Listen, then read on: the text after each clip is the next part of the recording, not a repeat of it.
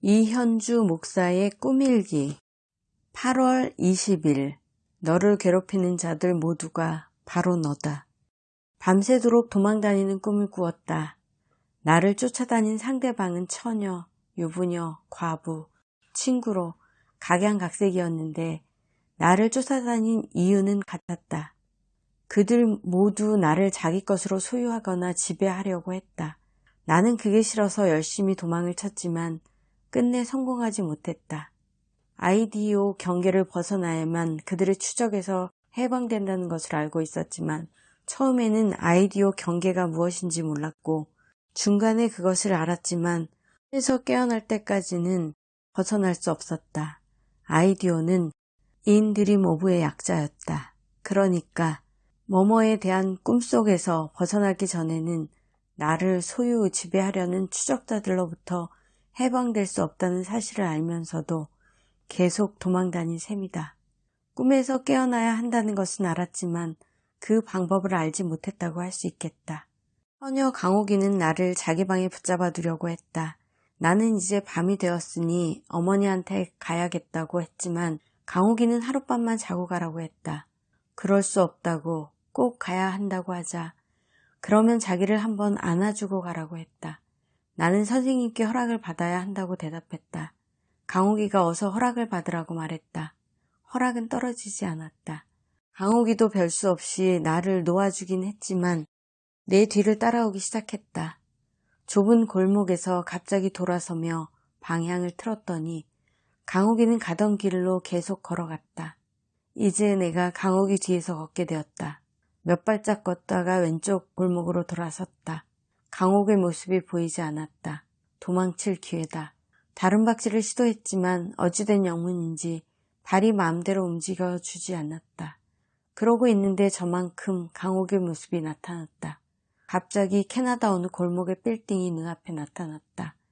지상 5층에 지하 30층짜리 아파트 건물이었다. 강옥이 버티고 서 있는 앞에서 엘리베이터 문이 닫히기 직전에 뛰어들었다. 마침내 강옥을 떨어뜨리는 데 성공했다. 엘리베이터는 지하로 내려갔다. 지하 몇십 층에서 엘리베이터가 멎었다. 뚱뚱한 백인 여자 둘이 부서진 시멘트 계단을 걸어 내려와 엘리베이터 안으로 들어왔다.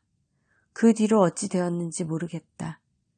유부녀와 가부에게도 한동안 쫓겨다녔는데 꿈속에서는 그토록 선명하던 사건과 장면이 깨어나면서 망각의 안개 속에 묻혀버렸다. 아무튼 그들한테 도망칠 때 아이디오 경계를 벗어나야 한다는 생각을 하게 됐던 것 같다.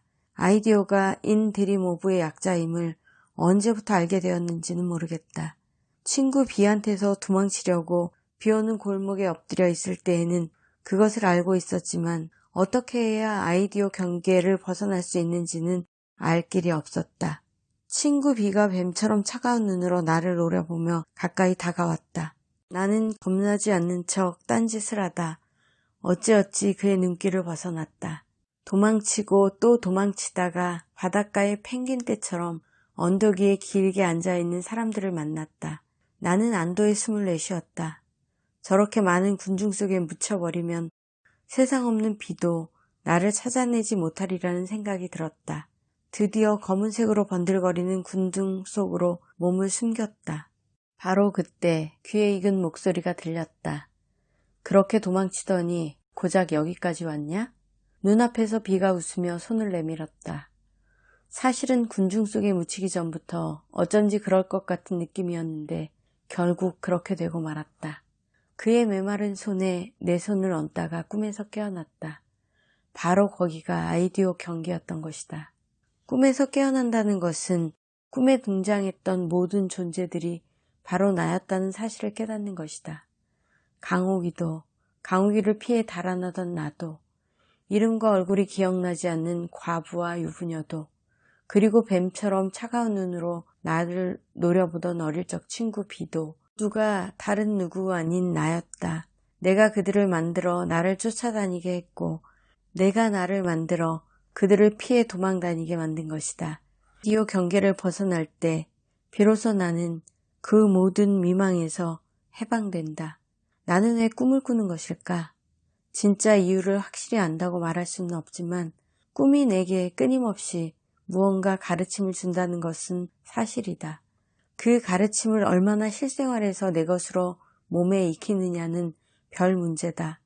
간만 꿈만 해도 내게 너를 쫓아다니며 내 인생을 고달프게 하는 모든 존재가 남들이 아니라 바로 너라고 일깨워주지 않았는가. 만나는 모든 사람을 그가 나를 기쁘게 하든 슬프게 하든 내게 안식을 주든 고달픔을 주든 내게 유익을 안겨주든 손해를 끼치든 하나같이 나로 대할 수 있을 때 바로 그때가 마침내 아이디어 경계를 벗어나는 때일 것이다. 그때가 내게 다가오고 있다는 희망으로 오늘도 열심히 도망을 쳐야겠다. 그에게서 도망하여 도피로의 끝에서 비를 만나 그 손에 내 손을 얹게 되기까지. 10월 24일 함부로 하는 선행은 폭행일 수 있으니 마땅히 삼갈 것이다. 두 형제가 바지 한 벌을 번갈아 입으며 자랐다고 했다.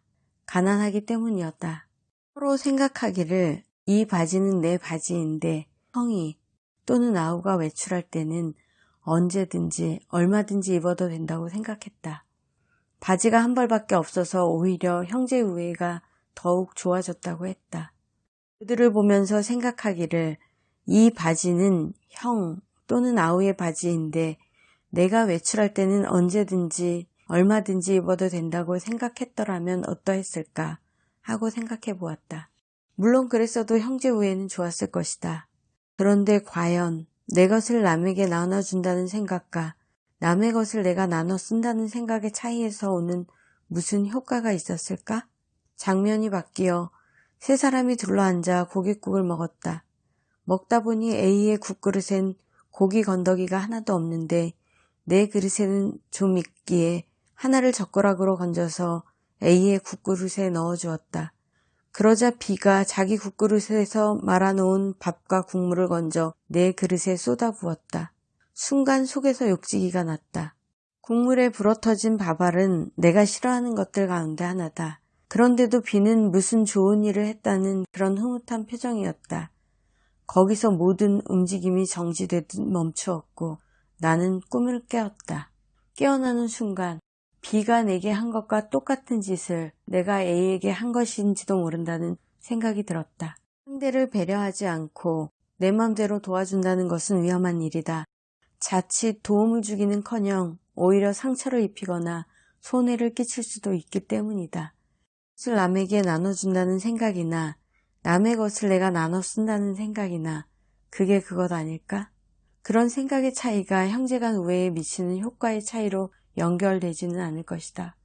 오히려 내 것을 나눠준다는 생각은 우쭐한 자만심을 부르고 남의 것을 나눠 쓴다는 생각은 비열한 열등감을 안겨줄 수도 있다.